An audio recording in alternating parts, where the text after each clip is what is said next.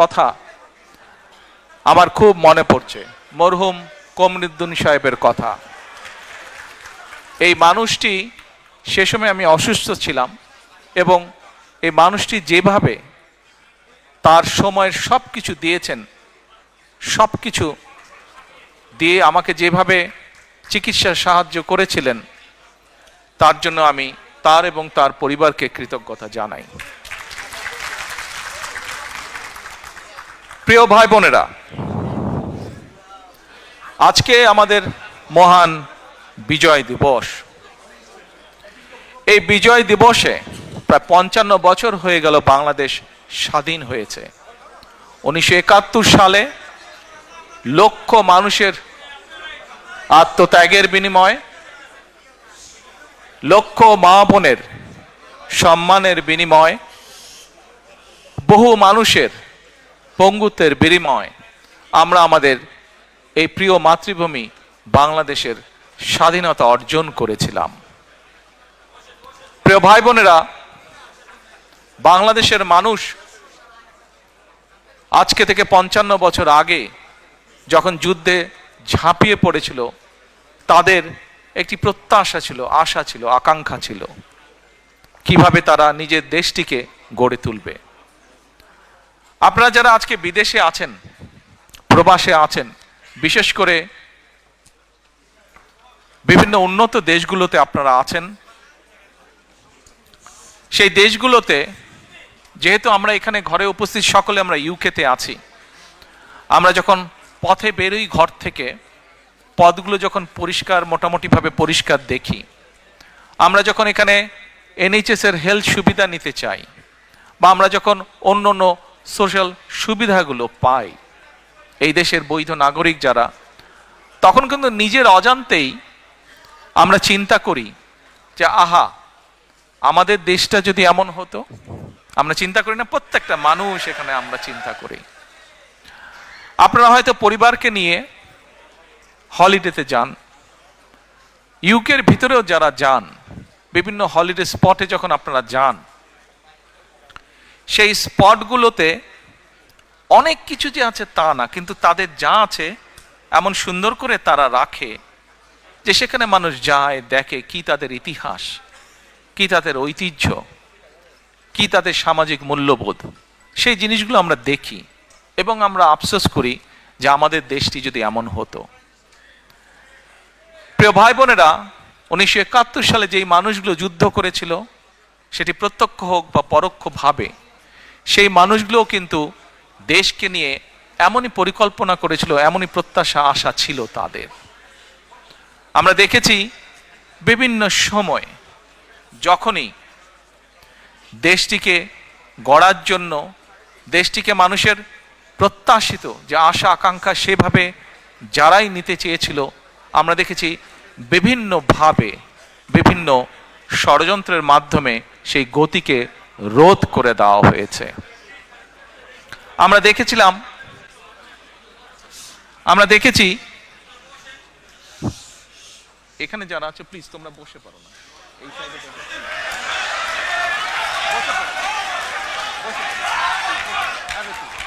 ফ্লোরে বসে পারো।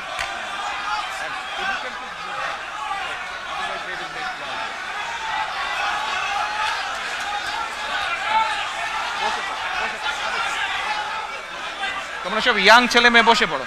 হ্যাঁ, ওইখানে ফ্লোরে অনেক জায়গা আছে, বসে পড়ো।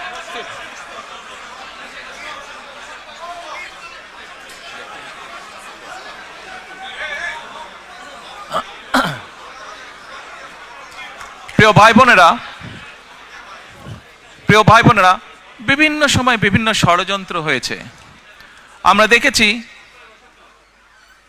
স্বাধীনতা যুদ্ধের পরে যখন নতুন দেশটি আমরা পেলাম, তখন মানুষ আশায় বুক বেঁধেছিল যে এই দেশে গণতন্ত্রের চর্চা হবে, গণতন্ত্রের ওখানে বসো, তুমি ওখানে বসো, গণতন্ত্রের চর্চা হবে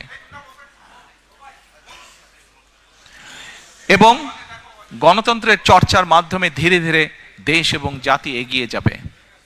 হঠাৎ করে আমরা দেখেছি বাকশাল চলে আসলো। আমি এত ডিটেল স্টোরিতে যাব না, কম বেশি আপনাদের ধারণা আছে। গণতন্ত্রের, মানুষের অধিকার, ভোটের অধিকার, সবকিছুকে টুটি চেপে ধরা হলো। পরবর্তীতে শহীদ রাষ্ট্রপতি জিয়াউর রহমান যখন দেশ পরিচালনার দায়িত্ব পেলেন জনগণের পক্ষ থেকে, আমরা দেখেছি আবার বহুদলীয় গণতন্ত্র চালু হলো দেশে ধীরে ধীরে। মানুষ কথা বলার অধিকার ফিরে পেল। সংবাদপত্রগুলো ধীরে ধীরে প্রকাশিত হতে লাগলো। সংবাদপত্রগুলো আস্তে আস্তে গঠনমূলক সমালোচনা শুরু করলো সরকারের। জনগণের প্রত্যাশা প্রতিফলিত হতে লাগলো সংবাদপত্রতে, বিভিন্ন আলোচনা অনুষ্ঠান, বিভিন্ন সেমিনারে। আমরা দেখলাম 1974 সালে যে দুর্ভিক্ষ হলো, শহীদ রাষ্ট্রপতি জিয়াউর রহমানের সময় দেখলাম দুর্ভিক্ষ অবস্থা থেকে কাটিয়ে দেশ একটা উৎপাদনমুখী রাজনীতি শুরু করলো।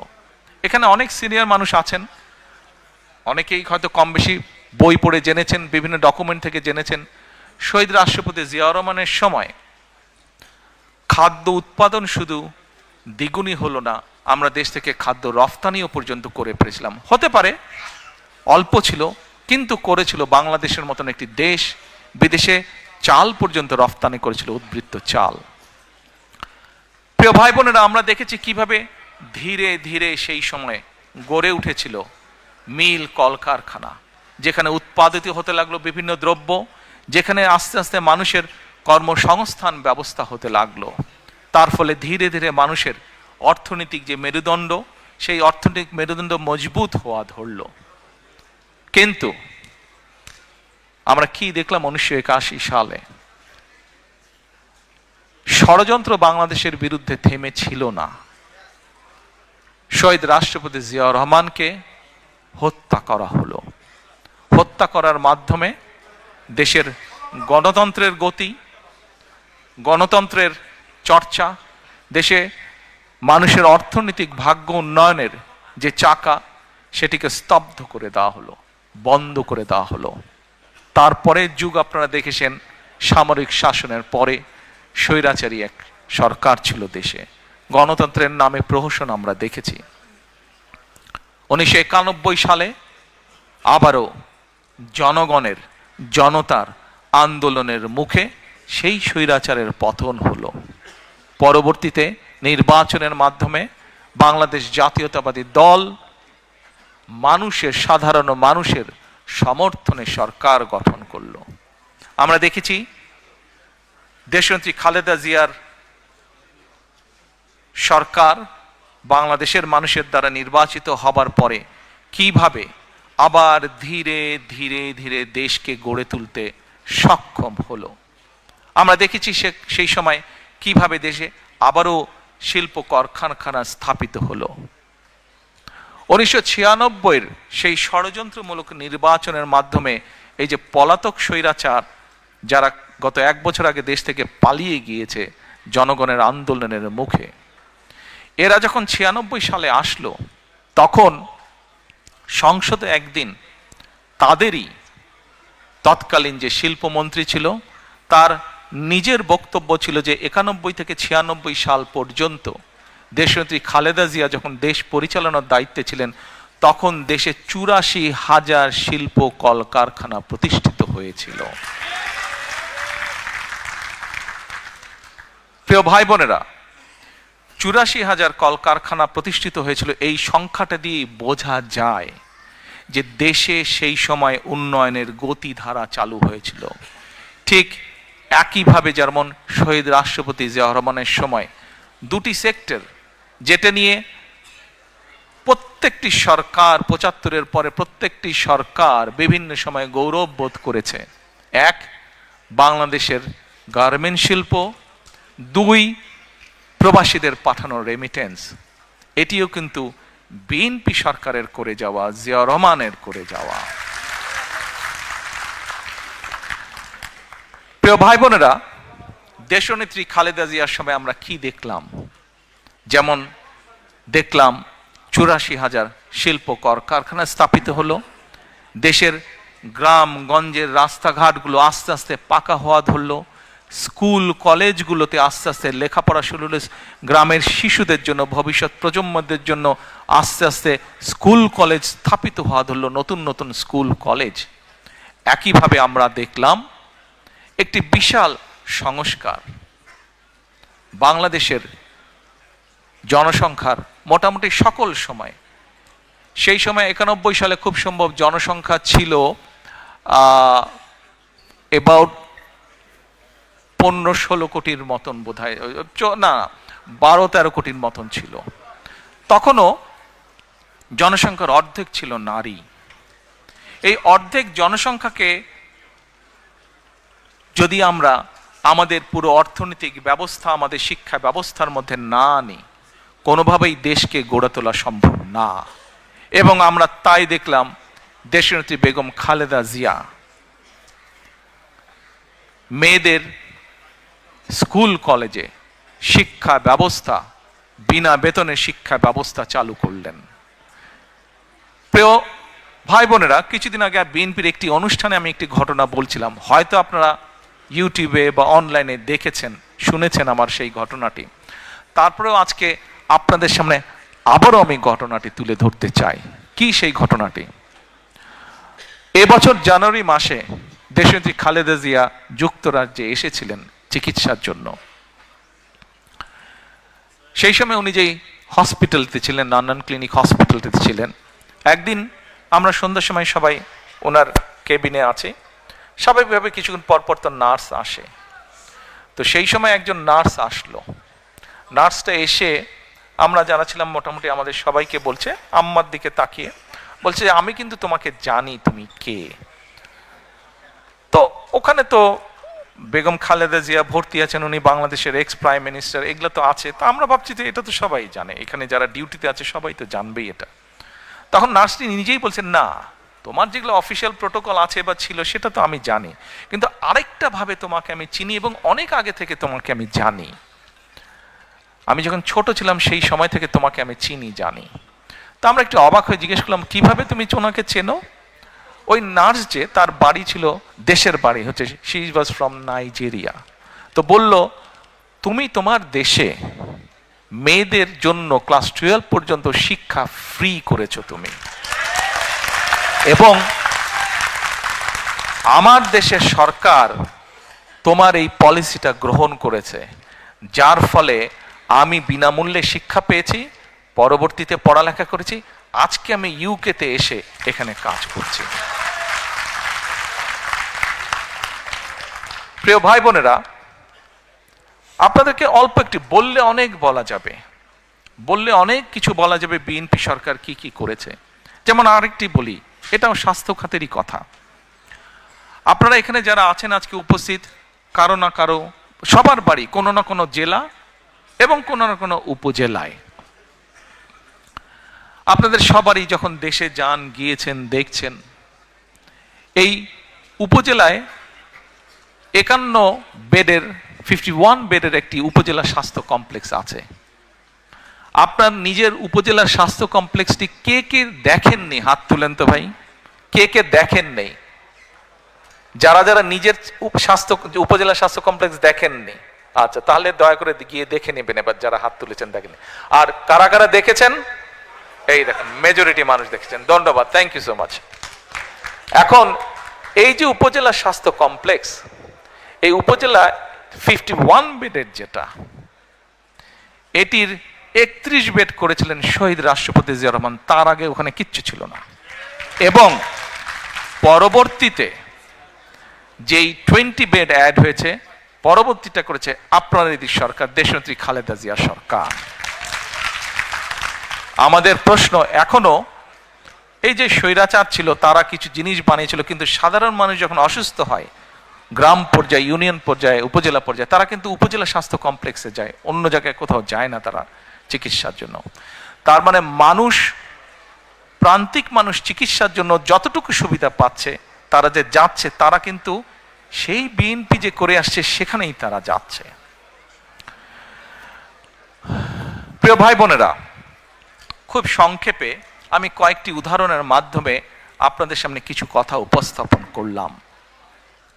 আমরা বিগত 16 বছর, 2008 থেকে এবং বিশেষ করে 14 সালের পর থেকে 5ই আগস্ট, 4 আগস্ট পর্যন্ত বাংলাদেশ জাতীয়তাবাদী দল বাংলাদেশ জাতীয়তাবাদী দলের লক্ষ লক্ষ নেতা কর্মী রাজপথে ছিলাম। আমরা কেন রাজপথে ছিলাম?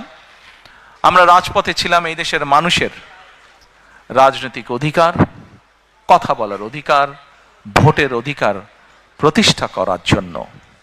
আমাদের সাথে আমরা যে শুধু একা ছিলাম তা না, আমাদের সাথে আরো কিছু রাজনৈতিক দল ছিল। কে ছোট কে বড় সেটি কথা না, মূল কথাটি হচ্ছে অত্যাচার, নির্যাতন, অবৈধ ক্ষমতা দখলদারির বিরুদ্ধে আমরা বিএনপি সহ অনেকগুলো রাজনৈতিক দল সে সময় রাজপথে ছিলাম। এই রাজপথে থাকতে গিয়ে আমাদের হাজারের মতন নেতাকর্মী গুমের শিকার হয়েছে, আরো হাজারেরও বেশি নেতাকর্মী খুনের শিকার হয়েছে। আমাদের ৬০ লক্ষের মতন নেতাকর্মী বিভিন্ন নির্যাতন, অত্যাচার, হামলার শিকার হয়েছে। আপনাদের মধ্যে হয়তো এখানে বহু মানুষ আছেন যারা নির্যাতনে অত্যাচারিত হয়ে দেশ থেকে এখানে চলে আসতে বাধ্য হয়েছিলেন। শুধু ইউকে না, ইউরোপের বহু দেশে আছে, মধ্যপ্রাচ্যের বহু দেশে আছে, মালয়েশিয়ায় বহু দেশ আছে, আমেরিকায় বহু দেশে বহু আমাদের নেতাকর্মী আছে যারা হয়তো বাধ্য হয়ে চলে গিয়েছিল দেশ ছেড়ে। প্রিয় ভাই বোনেরা,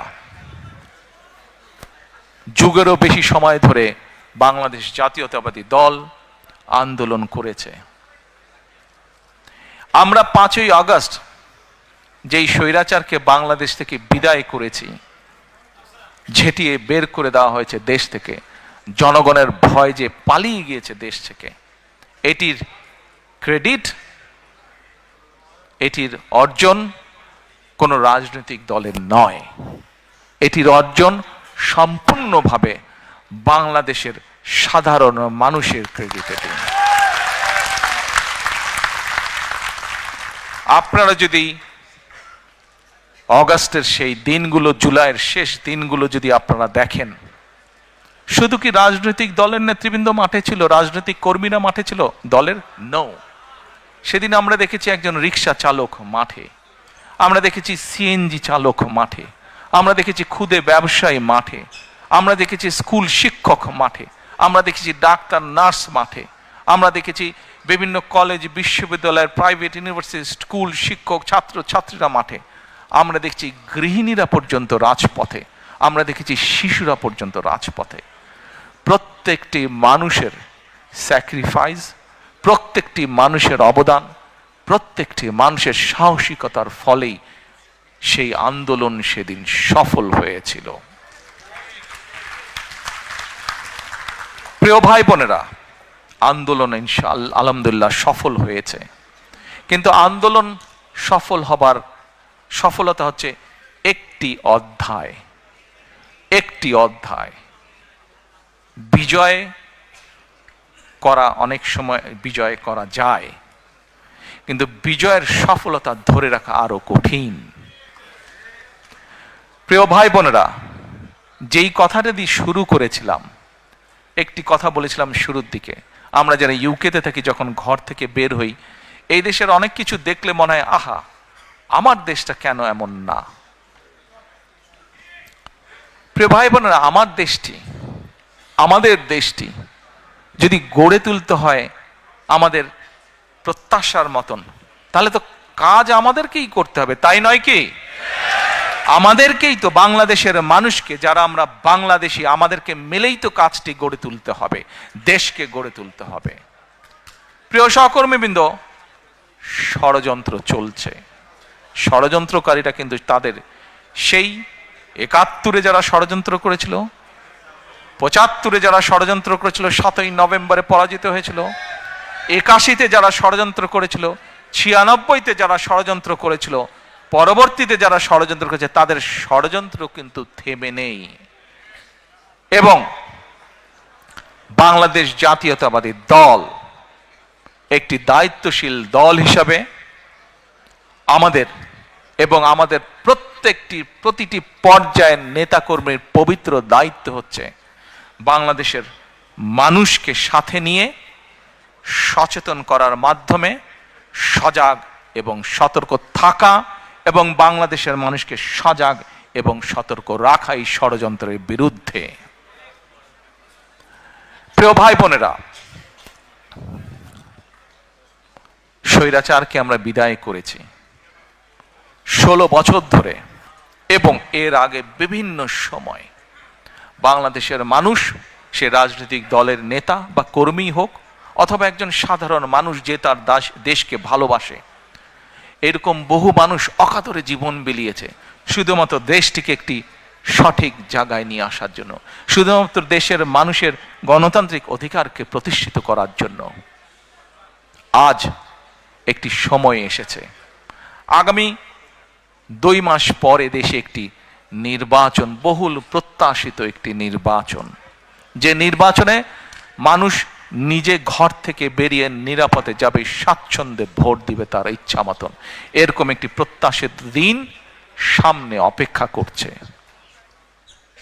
প্রিয় সহকর্মীবৃন্দ, আমরা যেরকম একটি দায়িত্বশীল রাজনৈতিক দল হিসাবে আজকে আমাদের দায়িত্ব যেমন বাংলাদেশের বিরুদ্ধে, বাংলাদেশের মানুষের স্বাধীনতা, সার্বভৌমত্ব, গণতান্ত্রিক অধিকার, ভোটের অধিকার, অর্থনৈতিক স্বাধীনতার বিরুদ্ধে যারা ষড়যন্ত্র করছে তাদের বিরুদ্ধে যেমন বাংলাদেশের মানুষকে সতর্ক রাখা, সজাগ রাখা, একই সাথে প্রিয় ভাই বোনেরা, আমাদের একটি অন্যতম গুরুত্বপূর্ণ দায়িত্ব হচ্ছে দেশের মানুষের সামনে পরিকল্পনা দেওয়া। আমাদের মধ্যে অনেকেই বক্তব্যে বলেন আমরা এই স্বপ্ন দেখছি, আমরা সেই স্বপ্ন দেখছি। আমি ভাই স্বপ্নের মধ্যে নাই, আমি কোনো স্বপ্নের মধ্যে নেই। আমরা আছি পরিকল্পনার মধ্যে, আমরা পরিকল্পনা করব, আমরা পরিকল্পনা বাস্তবায়ন করব। এই আজকে এই যে স্লোগান দাও না, at all I don't enjoy it. এই যে স্লোগান দাও তারেক ভাই জিন্দাবাদ, at all I don't like it.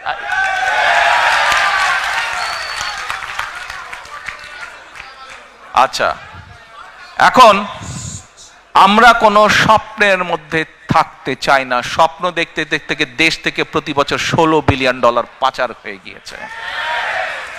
স্বপ্ন দেখতে দেখতে দেশের অর্থনৈতিক অবস্থা, দেশের শিক্ষা ব্যবস্থা, দেশের কৃষি ব্যবস্থা, দেশের রাস্তাঘাট, দেশের আইন আদালত, আইন শৃঙ্খলা সবকিছু ভেঙে চুরমার হয়ে গিয়েছে। প্রিয় ভাই বোনেরা,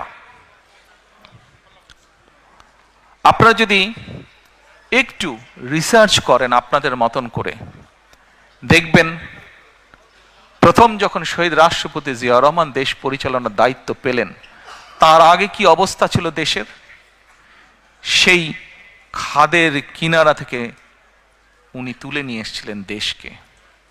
আবারও 90-এ স্বৈরাচারের পতনের পরে যখন দেশনেত্রী খালেদা জিয়া দেশ পরিচালনার দায়িত্ব পেলেন, আবারও ধীরে ধীরে পরিশ্রম করার মাধ্যমে দেশকে একটি অবস্থানে তুলে নিয়ে এসেছেন।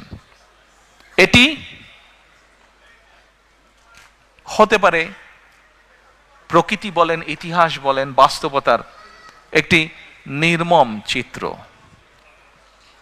বা কিভাবে বলবো আমি নিজেও ঠিক জানি না। বাট বাস্তবতা হচ্ছে যখনই এই দেশের স্বাধীনতা, সার্বভৌমত্ব হুমকির সম্মুখীন পড়েছে, যখনই এই দেশের স্বাস্থ্য ব্যবস্থা বলেন, অর্থনৈতিক ব্যবস্থা বলেন, সবকিছু ভেঙে পড়ার উপক্রম হয়েছে, তখনই সেই দায়িত্বটা, সেই কঠিন দায়িত্বটা এসে পড়ে বিএনপির উপরে। প্রিয় ভাই বোনেরা, আমরা দৃঢ়ভাবে বিশ্বাস করি বাংলাদেশ জাতীয়তাবাদী দল, বিএনপির প্রতিটি নেতাকর্মী, শহীদ জিয়া, দেশনেত্রী খালেদা জিয়ার প্রতিটি সৈনিক, আমরা দৃঢ়ভাবে বিশ্বাস করি যে ইনশাল্লাহ আগামী ফেব্রুয়ারি মাসে যে নির্বাচন, সেই নির্বাচনে বাংলাদেশের মানুষের সমর্থন নিয়ে বাংলাদেশ জাতীয়তাবাদী দল সরকার গঠন করতে সক্ষম হবে। এক মিনিট, সমস্যা তো তারপরে, বিপদ কিন্তু তারপরে। আপনারা যারা খুব খুশিতে তালি দিলেন, হ্যাঁ খুশি আপনারা হতেই পারেন, দেশের মানুষের সমর্থন নিয়ে যদি আমরা ইনশাল্লাহ সরকার গঠন করতে পারি, অবশ্যই আমরা দেশের মানুষের কাছে প্রতি যেরকম আমাদের কৃতজ্ঞতা থাকবে, একইভাবে তাদের কাছে আমাদের দায়বদ্ধতা থাকবে, জবাবদিহিতা থাকবে। এই মুহূর্তে দেশের যে শিক্ষা ব্যবস্থা, দেশের যে স্বাস্থ্য ব্যবস্থা, দেশের যে অর্থনৈতিক ব্যবস্থা, ব্যবসা বাণিজ্যের যে অবস্থা, ব্যাংকগুলোর যে অবস্থা, প্রত্যেকটি বিষয়, ইউ নেম এনি সাবজেক্ট, যেই অবস্থা প্রত্যেকটি মানুষের সাথে রিলেট করে, মানুষের জীবনযাত্রার সাথে রিলেট করে, প্রত্যেকটি অবস্থার অত্যন্ত শোচনীয় অবস্থা, প্রত্যেকটি ক্ষেত্রে অত্যন্ত শোচনীয় অবস্থা। আমরা বিশ্বাস করি, আমরা শহীদ জিয়া, দেশনেত্রী খালেদা জিয়ার সৈনিক যারা, আমরা বিশ্বাস করি ইনশাল্লাহ মানুষের সমর্থন নিয়ে আমরা সরকার গঠন করতে সক্ষম হব। কিন্তু সামনের পথ অসম্ভব অসম্ভব কঠিন, অসম্ভব কঠিন। এবং এই কঠিন পথ যদি পাড়ি দিতে হয়, অনেকে অনেক বড় বড় সুন্দর সুন্দর ভালো ভালো কথা বলতে পারবে, কিন্তু আমাদেরকে পরিকল্পনা গ্রহণ করতে হবে যদি এই কঠিন পথ আমরা অতিক্রম করতে চাই। আমাদের কি পরিকল্পনা গ্রহণ করতে হবে? এরকম কয়েকটি পরিকল্পনার কথা আপনাদের সামনে আমি আজকে তুলে ধরতে চাই। সময় পাবো? Thank you. না সারা রাত না ভাই, আমারও সকালে কাম আছে, আপনাদেরও কাম আছে। এখন কয়েকটি আপনাদের সামনে আমি তুলে ধরবো।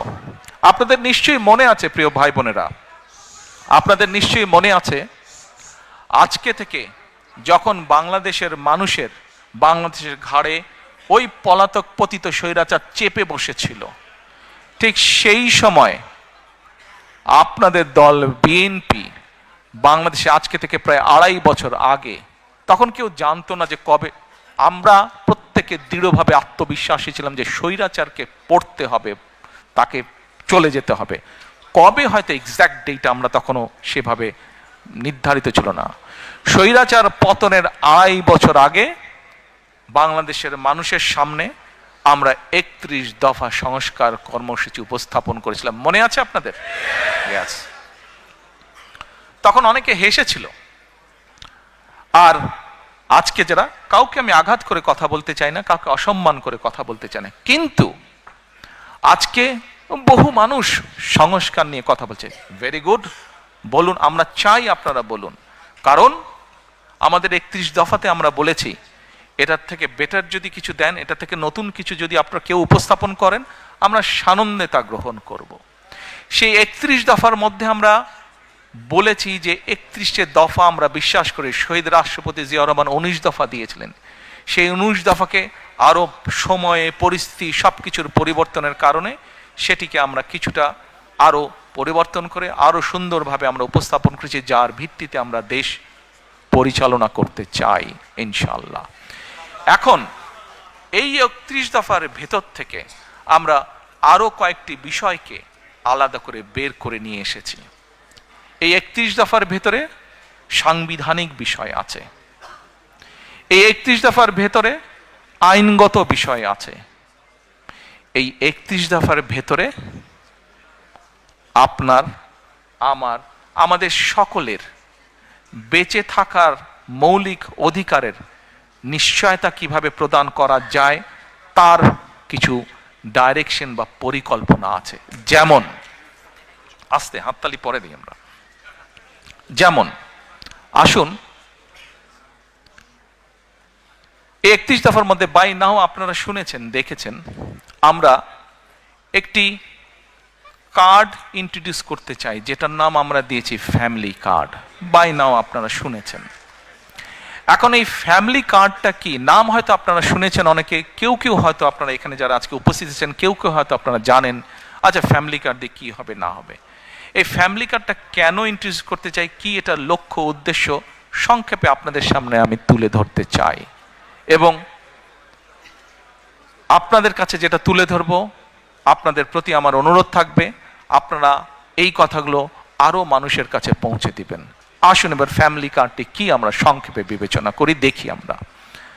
এটি আমরা যে ব্যাংক কার্ড ব্যবহার করি, এটি ব্যাংক কার্ডের মতন একটি কার্ড। এখন এই কার্ডটি আমরা কাকে দেব? এই কার্ডটি আমরা দেব বাংলাদেশে এই মুহূর্তে অ্যাভেলেবল যত ডাটা আছে সেই ডাটার ভিত্তিতে আমরা দেখেছি বাংলাদেশে 4 কোটি পরিবার আছে। সেটি আমার পরিবার, আপনার পরিবার, একজন কৃষকের পরিবার, একজন ইমামের মসজিদের ইমাম সাহেবের পরিবার, একজন প্রাইমারি স্কুল শিক্ষকের পরিবার, একজন ক্ষুদ্র মুদির দোকানদার, একজন রিক্সা চালক, ভ্যান চালক, যেভাবেই আপনি ধরেন বাংলাদেশে 4 কোটি পরিবার আছে। আমরা প্রথমে এই কার্ডটি দেওয়া শুরু করব গ্রাম থেকে, যারা মোর ডিজার্ভ করে। আচ্ছা, এই কার্ডটি আমরা দিব পরিবারের যে গৃহিণী, পরিবারের যে কর্ত্রী বা হাউসওয়াইফ, আমরা তাকে এই কার্ডটি দেব। আচ্ছা, আস্তে তালি পরে তালিয়া পরে কার্ডটি আমরা তাকে দেব। দেখুন, দেশনেত্রী বেগম খালেদা জিয়া দেশের অর্ধেক যে নারী সমাজ তাদেরকে উনি শিক্ষার আলো পৌঁছে দিতে চেয়েছিলেন। বহুলাংশে আলহামদুলিল্লাহ আমরা সফল হয়েছি। আজকে যদি আমরা স্কুল কলেজগুলো দেখি, আমরা দেখি যে ক্ষেত্র বিশেষে ছেলেদের থেকে মেয়েদের এনরোলমেন্ট অনেক বেশি। শিক্ষা দীক্ষায় বিভিন্ন জায়গায় মেয়েরা অনেক এগিয়ে গিয়েছে। নেপোলিয়ন বলেছিল, আমাকে শিক্ষিত মা দাও, আমি তোমাদেরকে শিক্ষিত জাতি দেব। প্রিয় ভাই বোনেরা, এই কার্ডটি ইনিশিয়ালি আমরা ধীরে ধীরে 4 কোটি পরিবারের, আমাদের প্ল্যান অনুযায়ী 4 কোটি পরিবারকে দেব। বাট এই 4 কোটি পরিবারের মধ্যে আমিও আছি, আমার স্ত্রী ডক্টর জুবাইদাও আছেন। কিন্তু ডক্টর জুবাইদা এই কার্ডটি নেবেন না। কেন? কারণ এই কার্ডটি থেকে রাষ্ট্র বা সরকার যেই সুবিধা দেবে একটি পরিবারকে, আলহামদুলিল্লাহ ডক্টর জুবাইদার এটি প্রয়োজন নেই। এখানে আপনারা যারা আছেন, আপনাদের এখানে আমাদের বহু বোন উপস্থিত আছেন, তাদের কারোরই অর্থনৈতিক অবস্থা এমন না যে সেই কার্ডটি প্রয়োজন। এইভাবে বাংলাদেশের 4 কোটির মধ্যে আমরা মনে করি বহু পরিবার আছে যাদের প্রয়োজন নেই, কাজেই তারা এই সুবিধাটা নেবেন না। তার ফলে যেটা হবে, আমরা যারা সঠিক মানুষ, এটি কিন্তু আমরা জেনারেল রাখছি, কার্ডটা ইউনিভার্সাল রাখছি। বাংলাদেশে বিভিন্ন সামাজিক সোশ্যাল নেটওয়ার্ক যেগুলো ফ্যাসিলিটি আছে, যেগুলো বেনিফিটস আছে, বিভিন্ন ক্যাটাগরি থাকে, এবং আমরা রিসার্চ করে দেখেছি যে ক্যাটাগরি, এরকম বিভিন্ন ক্যাটাগরি থাকলেই কারাপশনের প্রবাবিলিটি বেড়ে যায়। কারাপশনের প্রবাবিলিটি বেড়ে যায়, পলিটিক্যাল ইনফ্লুয়েন্স হয়, তখন ওইখানে কারাপশন তৈরি হয়। সেজন্য বিষয়টাকে আমরা জেনারেল রাখছি। আচ্ছা, এই কার্ডটি আমরা মহিলাদেরকে দেব। আমরা এর মধ্যে কতগুলো 10টা স্পট, সরকারের কিছু নিয়ম আছে, আপনি হুট করেই চালু করতে পারবেন না, পাইলট প্রজেক্ট করতে হয় সরকারকে। এই কার্ডটির মধ্যে আমরা 2টো উপায় রেখেছি। 2 থেকে 2,500 টাকা পর্যন্ত আমরা কিছু মহিলা বা পরিবারকে বা হাউসওয়াইফকে আমরা দেব, আর 2,500 টাকার সম পরিমাণ খাদ্য সহায়তা আমরা দেব। পাইলট প্রজেক্টের মাধ্যমে আমরা দেখব যে 3 থেকে 6 মাস যে কোন পরিবারগুলোর কতটুকু উন্নতি হচ্ছে, কিভাবে পরিবর্তন হচ্ছে। যেটা বেটার হবে, যদি ক্যাশে বেটার হয় আমরা ক্যাশ দেব, যে যদি খাদ্য সহায়তা দিয়ে বেটার হয় তাহলে আমরা খাদ্য সহায়তা দেব। আচ্ছা, এর ভিতরে অলরেডি আমরা কাজ করেছি। আপনারা বলতে পারেন, হয়তো কেউ জিজ্ঞেস করতে পারেন যে you see if you keep on talking I cannot talk.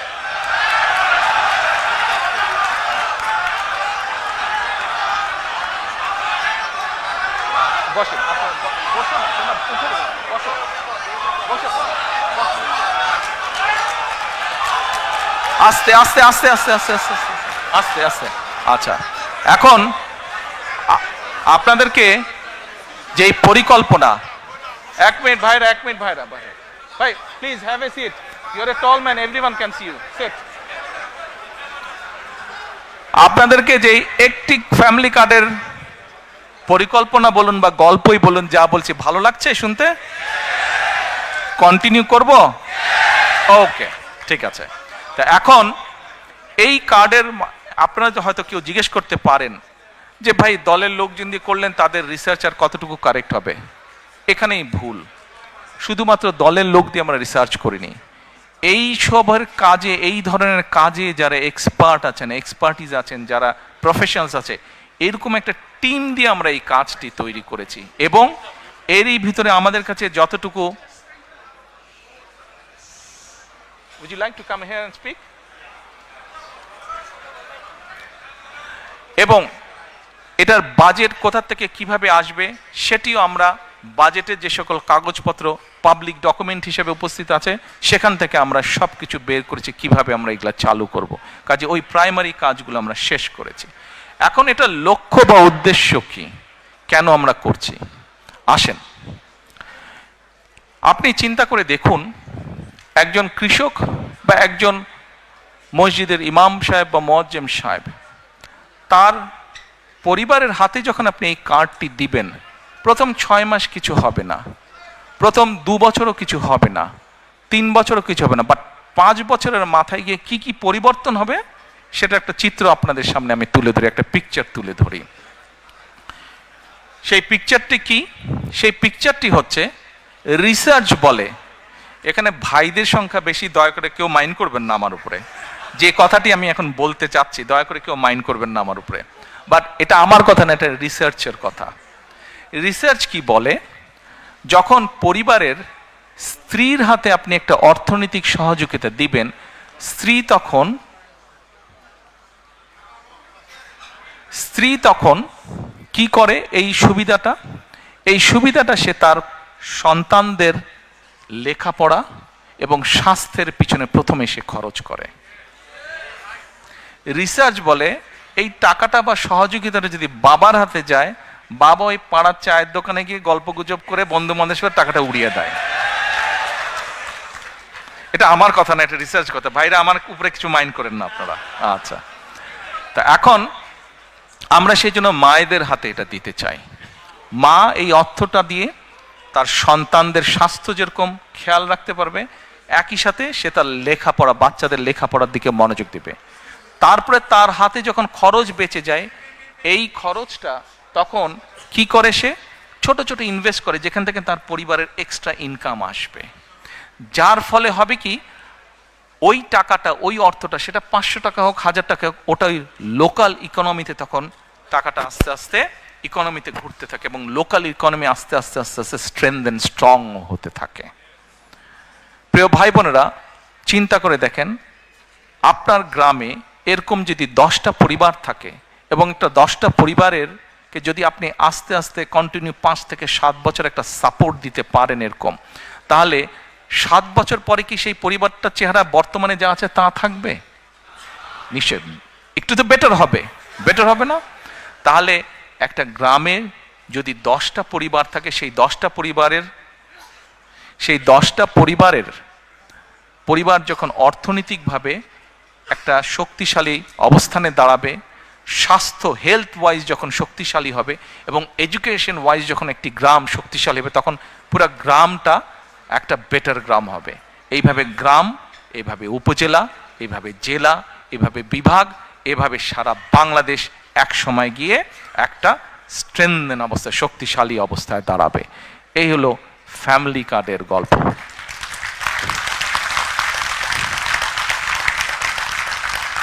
এই ফ্যামিলি কার্ড কিন্তু স্বপ্ন না, এটা হচ্ছে পরিকল্পনা, এবং ইনশাল্লাহ এই পরিকল্পনা আমরা বাস্তবায়ন করব।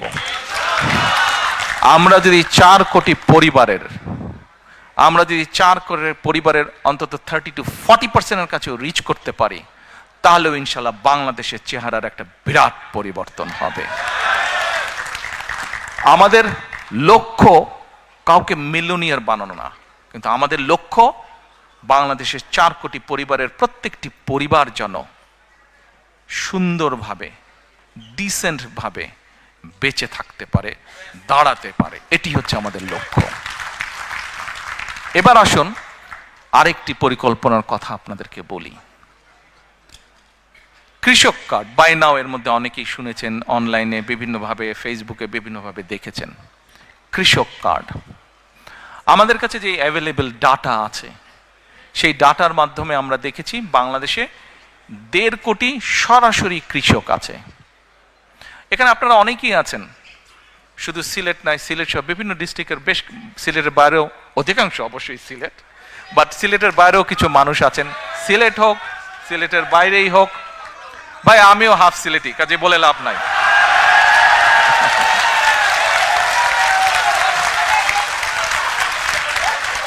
আচ্ছা, এখন এই যে আমরা কিন্তু এখন বাংলাদেশের কৃষকদের নিয়ে কথা বলছি। Very important issue, very important. So quiet you have to be very quiet. It's a very important issue we will be discussing নাও।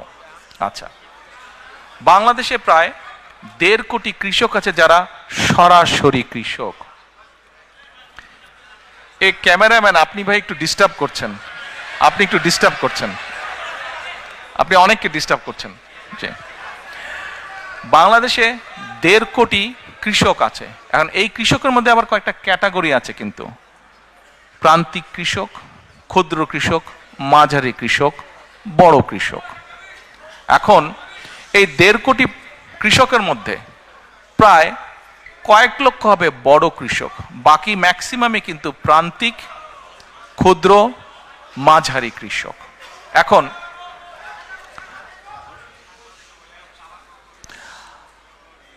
আপনাদের মধ্যেও অনেকেই কৃষক আছেন কিন্তু সরাসরি কৃষক না, হয়তো আপনার জমি আছে, আপনি কারো কাছে বর্গা দিয়ে দিয়েছেন, তাই না? মানে কাউকে দিয়ে দিয়েছেন, লিজ দিয়েছেন জমিটা, যে তুমি চাষবাস করো, ঠিক আছে, এন্ড অফ দ্য ইয়ার তুমি আমাকে এরকম একটা অ্যামাউন্ট দিও। অনেকেই আছেন এখানে। কিন্তু আমরা যেটা করতে চাইছি, এই কৃষক কার্ডটা হবে ব্যাংক কার্ডের মতনই, ওটাতে একটা চিপ থাকবে, এবং আমরা বাংলাদেশের যত কৃষি জমি যা আছে সবগুলোকে একটা সার্ভারের ভিতরে আমরা নিয়ে আসব।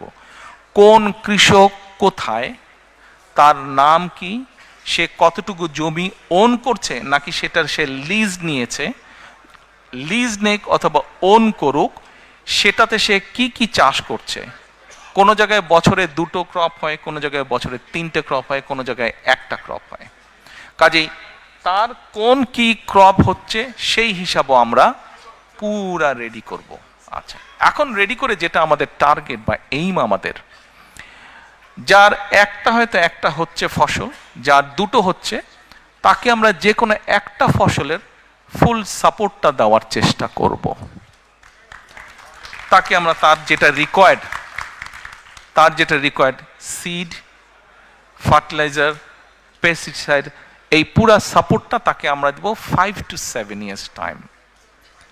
এবং আমাদের রিসার্চ আমাদেরকে বলছে যে 5 to 7 years ধরে যদি আমরা এই সাপোর্টটা মোটামুটিভাবে কন্টিনিউ করতে পারি, তাহলে কৃষকদের যে অর্থনৈতিক মেরুদণ্ড, ইকোনমিক স্ট্রেংথ, এটা স্ট্রং হবে।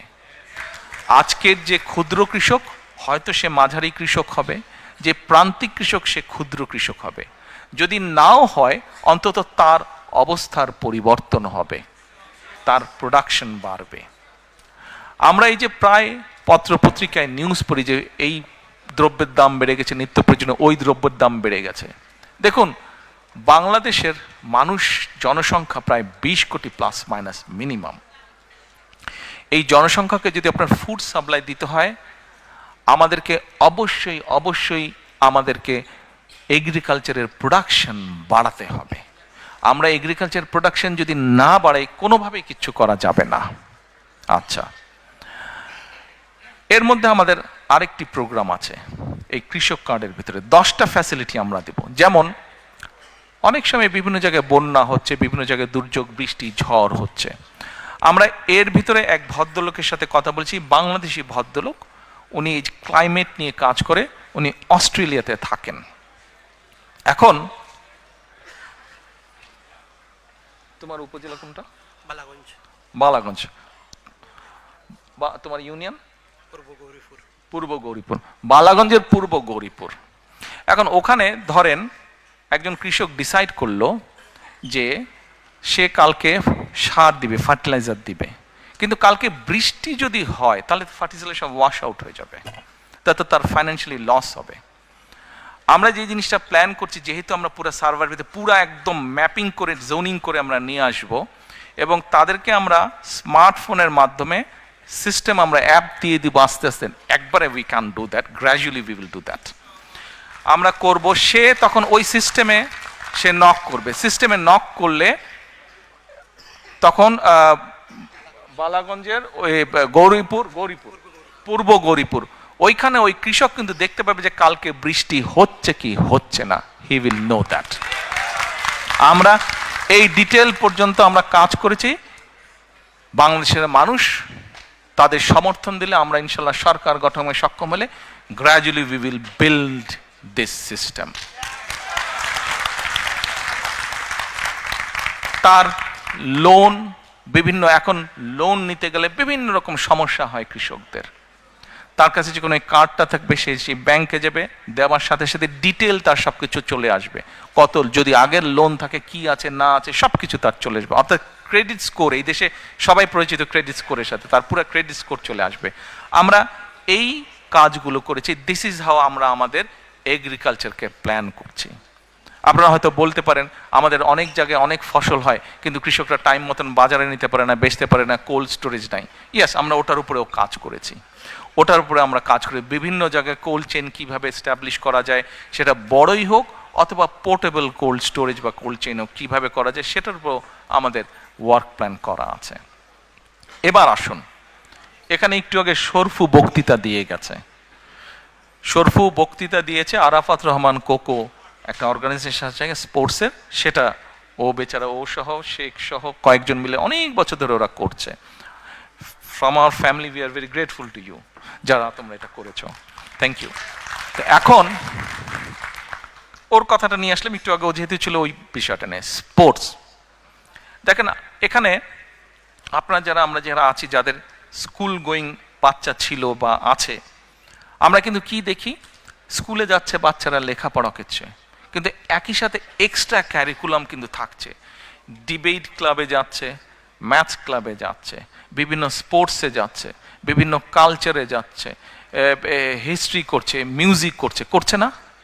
আচ্ছা, ল্যাঙ্গুয়েজও করছে। কিন্তু আমাদের অনেকের পরিচিত বাচ্চা যাদেরকে চিনি আমি, ল্যাঙ্গুয়েজ করছে, কেউ স্প্যানিশ শিখছে, কেউ ফ্রেঞ্চ শিখছে, কেউ জার্মান শিখছে, আছে। আমরা এডুকেশনের মধ্যে, আচ্ছা এডুকেশনে চলে আসলাম, এডুকেশনটা বলে তারপরে স্পোর্টসটা বলছি। আমরা এডুকেশনের মধ্যে এই জিনিসগুলো আনতে চাচ্ছি, এডুকেশনের মধ্যে আমরা এই জিনিসগুলো আনতে চাচ্ছি। আমরা প্রাইমারি এডুকেশনের উপরে জোর দিতে চাই সবচাইতে বেশি, প্রাইমারি এডুকেশনের উপরে। একবারে আমরা পারবো না। সারা বাংলাদেশে প্রাইমারি স্কুলে প্রায় 3.5 লক্ষ, 350,000-এর বেশি টিচার আছে, প্রাইমারি টিচার। এখন এই প্রাইমারি টিচারদেরকে আমাদের ট্রেনিং দিতে হবে। কেন ট্রেনিং দিতে হবে? Please don't take it personally, but normally একটা প্র্যাকটিস আছে বাংলাদেশে। What is the practice of getting an appointment as a primary school teacher?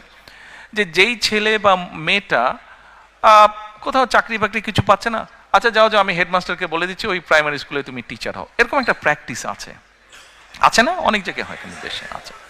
But we need to change this. এই ট্রেডিশনটা, এই কালচারটা we need to change. Because এই মাইকটা যদি ভালো না হতো, আমি যতই জোরে বলতাম আপনারা কিন্তু শুনতে পেতেন না। এই মাইকটা ভালো, এবং সেজন্য আমি আস্তে কথা বললে আপনারা শুনতে পাচ্ছেন। তার মানে আমাদের যে ফিউচার জেনারেশন, ছোট ছোট বাচ্চা যারা ফিউচারে, যারা ডাক্তার হবে, ইঞ্জিনিয়ার হবে, পলিটিশিয়ান হবে, এই দেশ রান করবে যারা, এই বাচ্চাগুলোকে তো আমাদের প্রপার এডুকেশন দিতে হবে। শুধু ABCD সরে ও সরে আলিফ বেতে সে পড়লে হবে না, তো প্রপার এডুকেশন দিতে হবে। এডুকেশন কি? এডুকেশনের সাথে তাদেরকে সোশ্যাল ভ্যালুস পর্যন্ত শেখাতে হবে।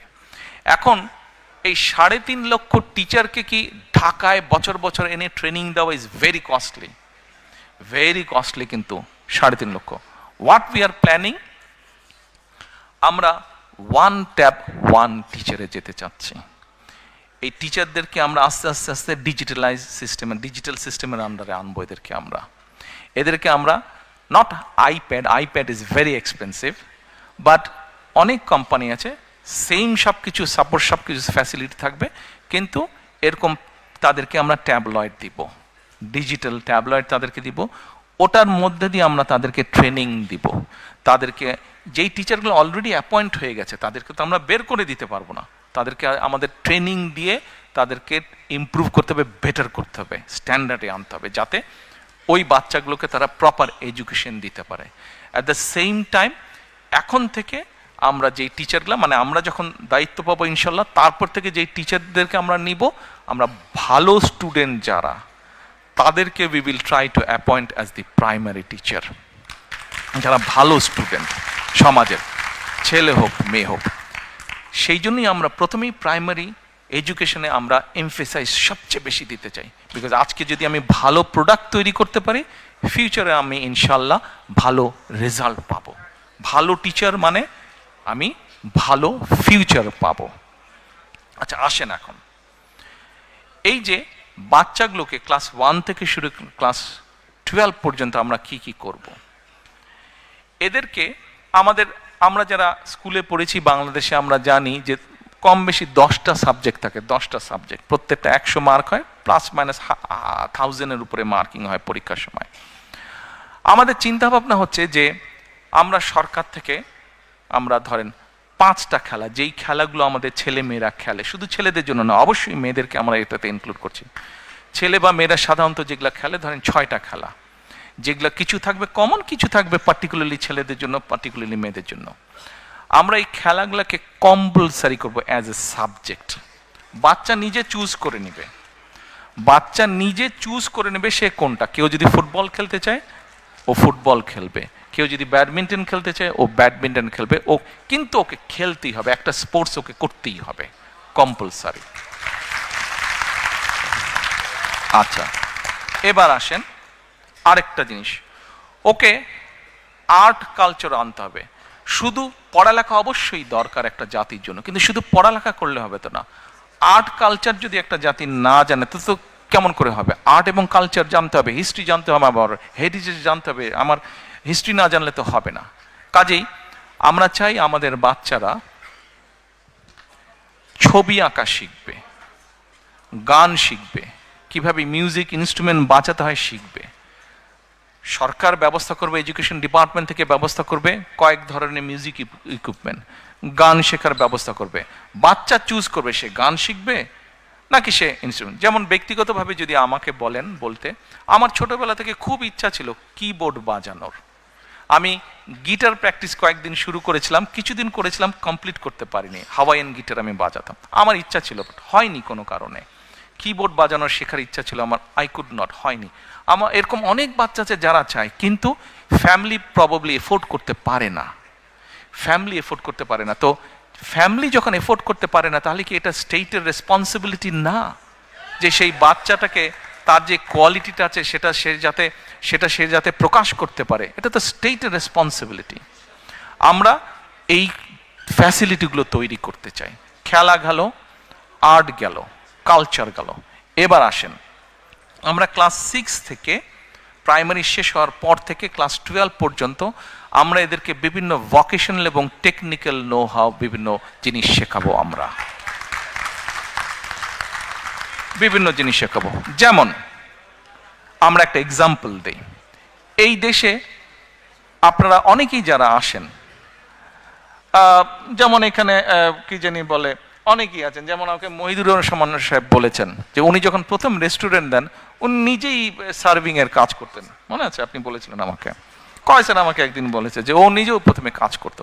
কিন্তু ধরেন একটা ছেলে এই যে রেস্টুরেন্টে কিভাবে খাবার দিতে হয়, কিভাবে শেফের কাজ করতে হয়, অথবা কিভাবে ডাইনিং সাজাতে হয়, এটা যদি আপনি একটা ছেলে বা একটা মেয়েকে যদি প্রপারলি ইনস্টিটিউশন মাধ্যমে শিক্ষা দিতে পারেন, উইথ আদার কোয়ালিটিস ক্যারিকুলাম, কি ও স্পোর্টসে ভালো, ও মিউজিকে ভালো, এবং সাথে ইংলিশ ল্যাঙ্গুয়েজ জানে, সাথে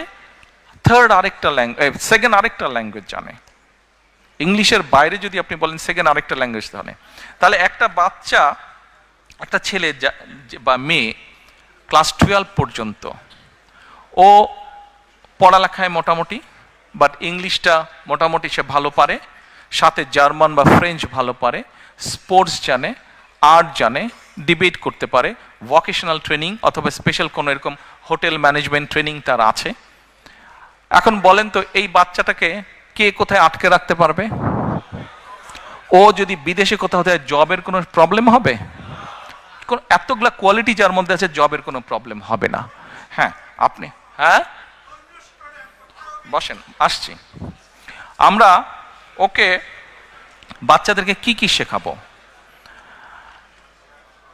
আমাকে যদি এই মুহূর্তে বলেন, অনেকের মধ্যে হয়তো ইটালিতে গিয়েছেন, ইউরোপের আরো অনেকগুলো দেশ। বাংলাদেশের পপুলেশন যদি আমরা ডাইনামিকটা দেখি, তাহলে আমরা দেখব কি ইয়াং জেনারেশনের সংখ্যা বেশি, এল্ডারলি জেনারেশনের সংখ্যা কম। কিন্তু আমরা ইউরোপের অনেক দেশে আমরা যদি যাই, আমরা দেখব যে এল্ডারলি জনসংখ্যা বেশি, ইয়াং জেনারেশন কম। ইভেন ইটালিতে গ্রামের পর গ্রাম খালি হয়ে যাচ্ছে, জাপানে গ্রামের পর গ্রাম খালি হয়ে যাচ্ছে, ইভেন চায়নাতে এই সমস্যা শুরু হয়েছে। এখন ধরেন একটা ছেলে বা মেয়ে ইটালিয়ান ল্যাঙ্গুয়েজ পারে, ইংলিশ তো পারেই, জাপানিজ ল্যাঙ্গুয়েজ পারে, তাহলে এই বাচ্চাটা যখন যাবে উইথ আদার কোয়ালিফিকেশন, ওকে কে আটকে রাখবে? আমরা সেই জন্য চিন্তা করেছি, আমরা যেই সাবজেক্টগুলো, ল্যাঙ্গুয়েজ কোর্সগুলো অ্যাড করব। ভালো লাগছে? কন্টিনিউ করব? আমরা তাদেরকে German, French, Japanese, Mandarin and Arabic, এই কয়টা। আচ্ছা, বলতে পারেন অ্যারাবিক কেন? বাংলাদেশে বছরে 8 থেকে 10 লক্ষ মানুষ বিদেশে যাচ্ছে।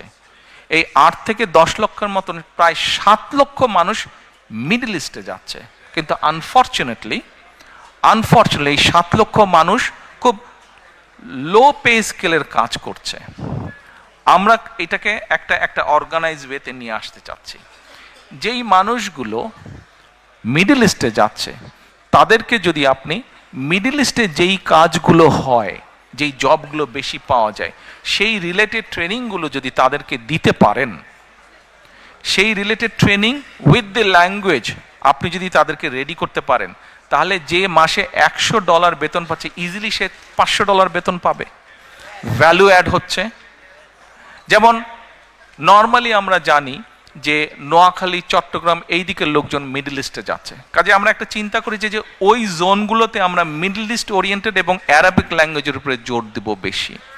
আমরা জানি যে ফরিদপুর বেল্টের লোকজন মোস্টলি ইটালি এই দিকে থাকে, আমরা এই এলাকাগুলোতে ইটালিয়ান ল্যাঙ্গুয়েজ এবং এখানে যেই জব ওরিয়েন্টেড আছে, জবগুলো পাওয়া যায়, সেগুলোর ব্যাপারে আমরা ভোকেশনাল বা ট্রেনিং ইনস্টিটিউটগুলো রেডি করব। ঠিক এইভাবে যেই জোনগুলোতে হয়, সিলেট তো সবগুলাই পারে, ঠিক ওভাবে আমরা জিনিসটাকে সাজাবো। এবার আসেন, মোটামুটিভাবে এডুকেশনটা আপনাদের সামনে তুলে দিলাম। প্ল্যান, নো স্বপ্ন, অল দিজ আর প্ল্যানস। আচ্ছা, এবার আসেন স্পোর্টস।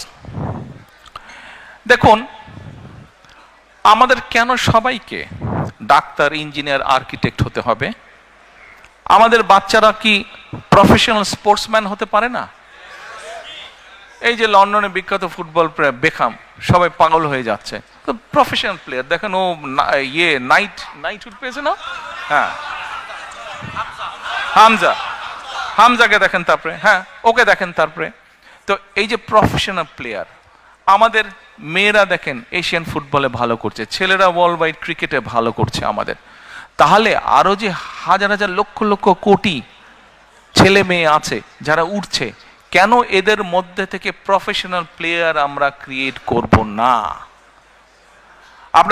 আপনারা কি নতুন কুড়ি নামে একটা প্রোগ্রাম আছে ভাই, জানেন আপনারা? আচ্ছা, আমরা এই নতুন কুড়ি তো আছে, এটাকে আমরা যেমন আরো সুন্দর করে সাজাবো, একইভাবে নতুন কুড়ির মধ্যে আমরা নতুন করে স্পোর্ট আমরা চালু করব। এই স্পোর্ট চালু করার মাধ্যমে আমরা দেশের ভিতরে বিভিন্ন টাইপের খেলোয়াড় যারা আছে তাদেরকে আমরা বের করে নিয়ে আসব। এবার আসেন, স্পোর্ট গেল, অর্থাৎ স্পোর্টকে আমরা প্রফেশনাল স্পোর্টসম্যান তৈরি করতে চাই দেশে, আমাদের জেনারেশনের ভিতর থেকে। এবার আসেন, হেলথ নিয়ে কথা বলি। আমরা এখানে NHS এর সুবিধা সবাই আমরা পাই, আর যারা এফোর্ড করতে পারি তারা আমরা প্রাইভেটে যাই, প্রাইভেট জিপি, প্রাইভেট কনসালটেন্টের কাছে যাই, কিন্তু সেটার সংখ্যা কিন্তু খুব কম। বাংলাদেশে চিন্তা করে দেখেন, 20 কোটি মানুষ, এই 20 কোটি মানুষকে আপনি কিভাবে হেলথ ফ্যাসিলিটি দিবেন, কিভাবে তাকে বেসিক হেলথ ফ্যাসিলিটি দিবেন, এটা কি আমরা কখনো চিন্তা করেছি? 20 কোটি মানুষকে কিন্তু প্রত্যেককে এইভাবে হেলথ ফ্যাসিলিটি দেওয়া কিন্তু ভেরি এক্সপেন্সিভ এবং ভেরি ডিফিকাল্ট ব্যাপার, নিয়ার টু ইম্পসিবল। তো এখন ইউরোপে কিন্তু একটা কাজ এরা শুরু করেছে, প্রিভেনশন। নিশ্চয়ই বাই নাও আপনারা অনেকেই পরিচিত প্রিভেনশন। আমাদেরকে এই প্রিভেনশনে যেতে হবে। আমরা যদি গ্রামের দিকে যাই, জেলা উপজেলায় যাই, আমরা তাহলে কি দেখি? ম্যাক্সিমাম রোগী কি কার্ডিয়াক পেশেন্ট, অর্থাৎ হার্টের রোগী, কিডনি ডায়ালিসিস, তারপরে আপনার ডায়াবেটিক পেশেন্ট, এই তিনটা কিন্তু খুব দেখা যায়। আমরা চিন্তা করেছি, কেন এই জিনিসটা চিন্তা করলাম, প্রিভেনশনের উপরে আরো বেশি চিন্তা করলাম কেন? একটা এক্সাম্পল দেই। ধরেন সিলেট মেডিকেল কলেজ, এটা তো সিলেট শহরে, তাই না? মেডিকেল কলেজ, এই মেডিকেল কলেজ কত বেডের?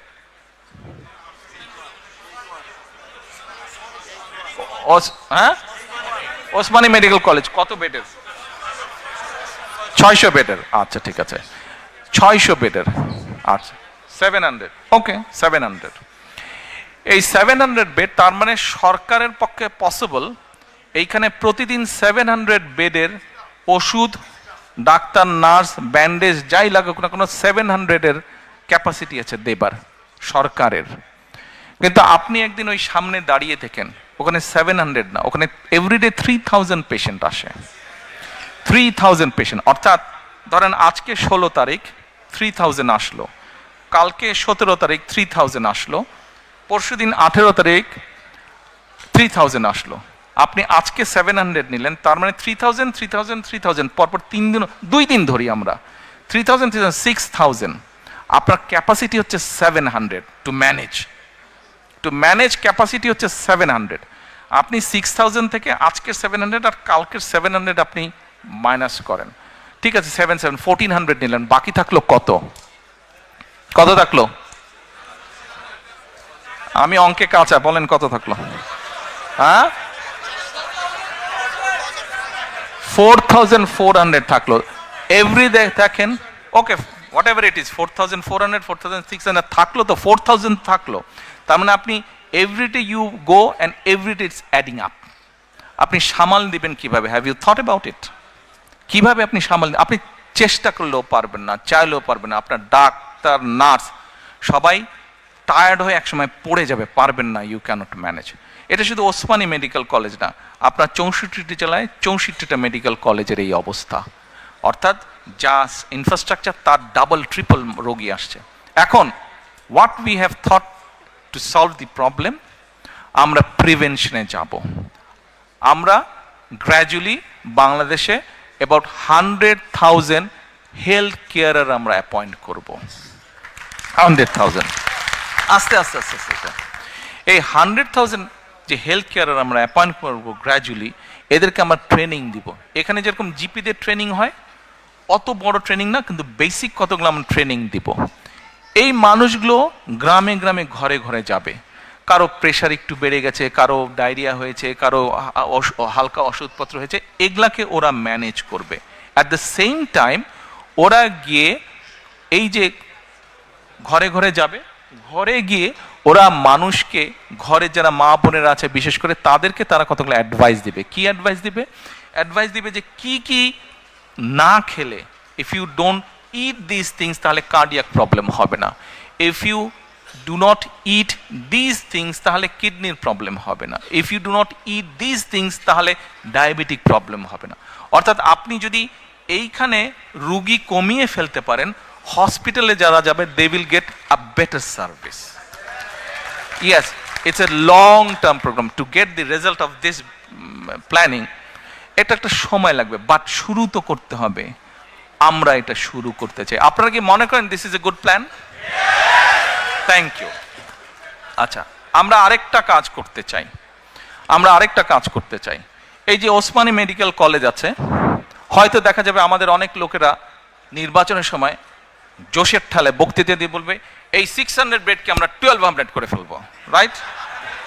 বলে ফেলবে কিন্তু অনেকে যে 600 বেডকে আমরা 1200 করে ফেলবো। It's a very easy thing to say, but it's a very very very difficult thing to do. কারণ আপনি যে 600 বেড করবেন, এটার জন্য সরকারের বিভিন্ন স্টেপস আছে। আপনি যেদিন শুরু করবেন সরকারে যাবার পরে দেখবেন 600 বেড আপনি ওপেন করছেন কবে জানেন? যেদিন রিজাইন করবেন তার আগের দিন আপনি ওপেন করছেন। মানে 5 ইয়ার ইজ গন, 5 বছর নাই, শেষ। মানুষ তো আর সার্ভিস পেল না। সো আমরা এখন চিন্তা করছি যে আমাদের বিভিন্ন ডাটা আমরা কালেক্ট করেছি, এবং গভর্নমেন্টের যে হেলথ ফ্যাসিলিটি স্ট্রাকচার আছে, অ্যাট দ্য সেম টাইম পাশাপাশি যে প্রাইভেট হেলথ ফ্যাসিলিটি স্ট্রাকচার আছে, প্রায় সমান সমান। গভর্নমেন্টের সব বেডগুলো, হসপিটাল বেডগুলোকে এক করলে যত ডাক্তার, বেড, নার্স হয়, প্রাইভেট সেক্টরে মোটামুটি এক। আমরা এখন প্রাইভেট পাবলিক পার্টনারশিপ চালু করতে চাচ্ছি। এখন ইউ ক্যান আস্ক মি যে আচ্ছা ঠিক আছে, এটা কি জিনিস? ওকে, আসেন আপনাকে একটা এক্সাম্পল দিই। ওসমানী মেডিকেল কলেজ, ধরেন ওসমানী মেডিকেল কলেজের যে ডায়ালিসিস, এই যে কিডনি রোগীর যে ডায়ালিসিস করতে হয়, এই ডায়ালিসিস যে মেশিন আছে, আছে না, আছে তো মেশিন, আচ্ছা, তো এই মেশিন আছে, এই মেশিনের ধরেন ক্যাপাসিটি হচ্ছে, সে এক্সাম্পল, মেশিনের ক্যাপাসিটি হচ্ছে এভরি মান্থে 100 জন মানুষকে সে ডায়ালিসিস করতে পারে। বাট আপনার কিউতে 100 জন না, আপনার কিউতে 500 জন, রাইট? ওকে, আমরা এখন যেটা কেয়ার করছি, ঢাকাতে দেশে অনেক প্রাইভেট হসপিটাল আছে, বাট আমি আম্মা যেহেতু এভার কেয়ারে আছেন, আমার ওই একটা নামই মনে থাকে প্রাইভেট হসপিটালের মধ্যে। ধরেন এক্সাম্পল হিসাবে বলছি, ওই এভার কেয়ার হসপিটাল, তাদেরও কিডনি ডায়ালিসিস মেশিন আছে, but that's a private hospital, quite expensive, not everyone can afford that. Okay, আমরা যেটা এরকম ফ্যাসিলিটি যেসব প্রাইভেট হসপিটাল আছে তাদের সাথে আমরা গভর্নমেন্ট একটা কন্ট্রাক্ট করব। আমরা বলবো যে দেখো, we know what is your costing, তুমি তার উপরে প্রফিট হিসেবে, যেহেতু ইয়োর প্রাইভেট, তুমি 5% 10% প্রফিট নিতে পারো। এখন আমার এই যে ওসমানী মেডিকেল কলেজে 500 কিউব 100 জনকে আমি মাসে দিচ্ছি, বাট আরও 400 বাকি যাচ্ছে। ওই 101 থেকে ওর ধরেন এভার কেয়ার হসপিটালে ওর ধরেন যে ইয়ে মেশিনটা আছে, ডায়ালিসিস মেশিনটা, সেখানে they get only say 25 patients, বাকি 75 তার খালি থাকছে। এই যে এখানে যে কিউ হয়েছে, এই কিউ থেকে নিয়ে আমরা 75 পেশেন্ট ওদেরকে দেব, and the cost we will bear. তাতে যেটা হচ্ছে, গ্রামের কৃষক বলেন, স্কুল প্রাইমারি শিক্ষক বলেন, একজন গৃহিণী বলেন, মসজিদের ইমাম সাহেব বলেন, এদের মতন মানুষগুলো এভার কেয়ারের মতন হসপিটালে ট্রিটমেন্ট পাচ্ছে with a very minimum cost, যেই কস্টটা গভর্নমেন্ট বিয়ার করবে। আর সবচেয়ে বড় বেনিফিট হচ্ছে, আপনাকে যে মানুষ ইলেক্ট করে পাঠালো দেশ পরিচালনার জন্য, আপনি 5 ইয়ার্স টাইম নিলেন না তাকে সার্ভিস দেওয়ার জন্য, 3 to 6 মান্থসের মধ্যে আপনি তাকে সার্ভিসটা দিতে পারলেন। তাহলে মানুষগুলো, দেশের সাধারণ মানুষ সার্ভিসটা পাটাপাট কুইক সার্ভিসটা পেল, রাইট? আইডিয়াটা ঠিক আছে না রং আছে? ওকে, আপনারা মনে করেন should we implement this if we ইনশাআল্লাহ গেট দি অপরচুনিটি? কে করবো এরকম? ওর পিছনে বোঝে না, এরা বোঝে নাই, হেলথ পলিসি বোঝে নাই, করবো? আচ্ছা ঠিক আছে, নো আই ওয়ন্ট, বসো। আচ্ছা, না এখানে আমরা কোয়েশ্চেন আনসার করছি না, আমি আমার কতগুলো প্ল্যানিং আপনাদের বলছি। আচ্ছা, কৃষি গেল, হেলথ গেল, এডুকেশন গেল, এবার আসেন একটা বিরাট একটা ইম্পর্টেন্ট ইস্যু আছে, এটা বলে মোটামুটি ভাবে আমি আমার বক্তব্য শেষ করে নিয়ে আসবো, 9টা বাজে, অনেক দূর যেতে হবে অনেককে। আচ্ছা, আরেকটা ভেরি ইম্পর্টেন্ট বিষয় আছে। একটু আগে আমি একটা কথা বলেছি, আমাদের পপুলেশনের বিরাট একটা মেজরিটি অংশ হচ্ছে কি, মেজরিটি অংশ হচ্ছে ইয়াং জেনারেশন, ছেলে হোক মেয়ে হোক, ইয়াং জেনারেশন। এখন আপনি যত গার্মেন্টস করেন, কত গার্মেন্টস করবেন, আপনি কত মিল ফ্যাক্টরি করবেন, সবাইকে তো এখানে চাকরি দিতে পারবেন না, and not everyone is interested to get job in those places, তাই না? মানুষের বিভিন্ন কোয়ালিটি আছে। আমরা এই ইয়াং ছেলে মেয়েদের বিভিন্ন, যেমন ধরেন এইখানে অনেককে দেখলাম একটু আগে, এই যে এখনো চলছে, এই যে ডাইরেক্ট টেলিকাস্ট করছে ফেসবুকে অথবা এতে ডাইরেক্ট করছে, এই যে অনেকগুলো এখানে আছে, চারিদিকে তাকালে দেখো। এখন এদের মধ্যে এই যে যারা করছে, শখে যারা করছে, হ্যাঁ দেখেছি আপনাকে, এদের মধ্যে অনেকে কিন্তু আছে, তাদের অসম্ভব কোয়ালিটি আছে, সে কন্টেন্ট মেকিং, অনেক ইয়াং ছেলে মেয়ে আছে কন্টেন্ট মেকিং, কিন্তু কন্টেন্ট মেকিং এর প্রপার পলিসি আমাদের দেশে নাই, কন্টেন্ট মেকিং এর প্রপার পলিসি নাই। এখন আমরা যদি সেই পলিসিগুলো কি কি হবে, আমরা যারা করে তাদের সাথে কথা বলছি, তারা ওই স্ট্রাকচারটা তৈরি করছে। অ্যাট দ্য সেম টাইম এই কন্টেন্টটা সে হয়তো এখন ছেড়ে দিচ্ছে, যখন অনলাইনে হয়তো $50 পাচ্ছে, সে 20 পাউন্ড সে পাচ্ছে, কিন্তু সেই 20 পাউন্ডটা আবার বিভিন্ন যে ইন্টারন্যাশনাল যেটা ফাইন্যান্স ট্রান্সফারের যে মিডিয়া, সেটাও নাই, ফলে সে ডাইরেক্ট পাচ্ছে না। তার হয়তো বন্ধু বান্ধব লন্ডনে আছে, সে তার অ্যাকাউন্টে দিচ্ছে, ওখান থেকে আবার তাকে দেশে দিচ্ছে, এটাই হচ্ছে কিন্তু ফ্যাক্ট। এখন আমরা যে গেটওয়ে আছে, বিভিন্ন ইন্টারন্যাশনাল মনিটারি গেটওয়ে আছে, এদের সাথে আমরা কথা বলছি যে ভাই আমাদেরকে এই ব্যবস্থাটার সময় অ্যাডভান্টেজ দেওয়া। ফলে হচ্ছে কি, যে কন্টেন্ট মেক করছে, যেই ছেলে মেয়েগুলা কন্টেন্ট মেক করছে, তারা কন্টেন্ট মেক করলে তাদের পেমেন্টটা যেমন ডাইরেক্টলি পাচ্ছে, পলিসি যখন স্টেট গভর্নমেন্ট যখন পলিসি তৈরি করবে, ভাই আমাকে একটু টাইম দেন, আমি তাড়াতাড়ি শেষ করে দেবো, আপনারা পরে কথা বলেন, হ্যাঁ পরে কথা বলেন, তখন হবে কি, তার ইনকামটা বেড়ে যাবে। তারপরে আসেন, আমাদের অনেক ইয়াং ছেলে মেয়ে আছে, তাদেরকে আমরা যেটাকে ডাটা বলি বাংলাদেশি খুব সেটাকে এমবি বলে ডাটাটাকে। তো ডাটা ইজ কোয়াইট এক্সপেন্সিভ বাংলাদেশে, কিন্তু আমাদের অনেক ছেলে মেয়ে আছে ধরেন তারা অনলাইনে করে আপনার বিভিন্ন বিজনেস করে, ধরেন এই যে ইবের মতন বিজনেস করে। তো এখন এই ছেলেমেয়েগুলা এদের দুটো সমস্যা আছে মেজরিটির, তাদের প্রপার ওয়ার্ক স্পেস নাই। হয়তো যেই মেসে থাকে বা হলে থাকে, ও স্টুডেন্ট হলে থাকে, সেখানেই বসে হয়তো সে কাজ করছে।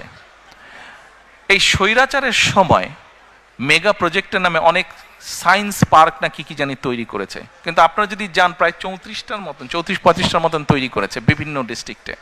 কিন্তু আপনারা যদি যান দেখবেন যে ম্যাক্সিমামগুলা ভূতের বাসা হয়ে আছে, ঘোস্ট হাউস হয়ে আছে, আর কতগুলা মোটামুটি কিছু লোক নিয়ে ওখানে কমিউনিটি সেন্টার করে বিয়ে শাদীর অনুষ্ঠান হচ্ছে। আমরা চাচ্ছি এগুলাকে কনভার্ট করে এইসব জায়গায় আমরা ফ্রি ওয়াইফাইয়ের ব্যবস্থা করব, এবং ওই যে ছেলেমেয়েরা যারা কাজ করছে এদেরকে ধরেন 2 বন্ধু মিলে কাজ করছে, 3 বন্ধু মিলে কাজ করছে, বা একজন কাজ করছে, ওদেরকে আমরা ওখানে ছোট ছোট ওয়ার্ক স্পেস দিব। ফলে ওর নিজের কোম্পানি তৈরি করবে। ও অনলাইনে সেটা ডাটা প্রসেসিং হতে পারে, সেটা ডিজাইনিংয়ের কাজ হতে পারে, সেটা কন্টেন্ট মেকিং হতে পারে, সেটা অনেক ধরনের কাজ হতে পারে। এই স্পেসগুলো আমরা তাদের জন্য তৈরি করব। এর বাইরে আমরা আরেকটা প্ল্যানিং করেছি, ওই যে বললাম ডাটা অনেক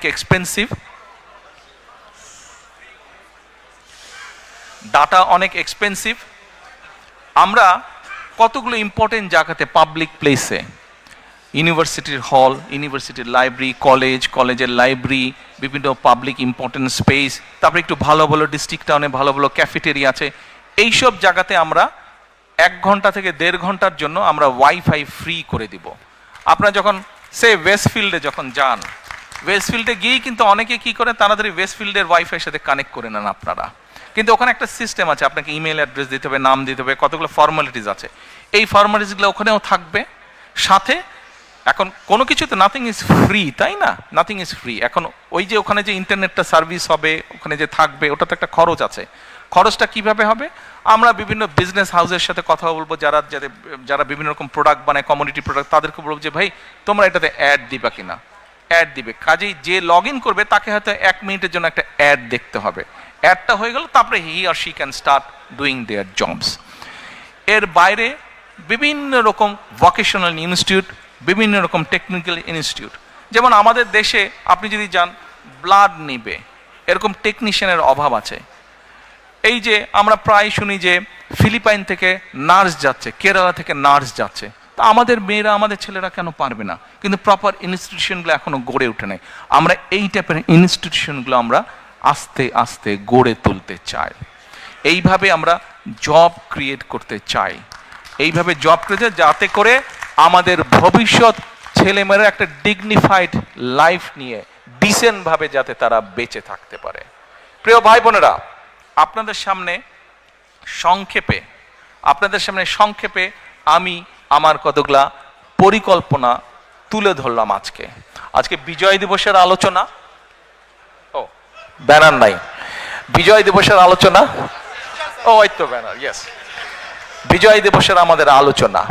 এই বিজয় দিবসের আলোচনায়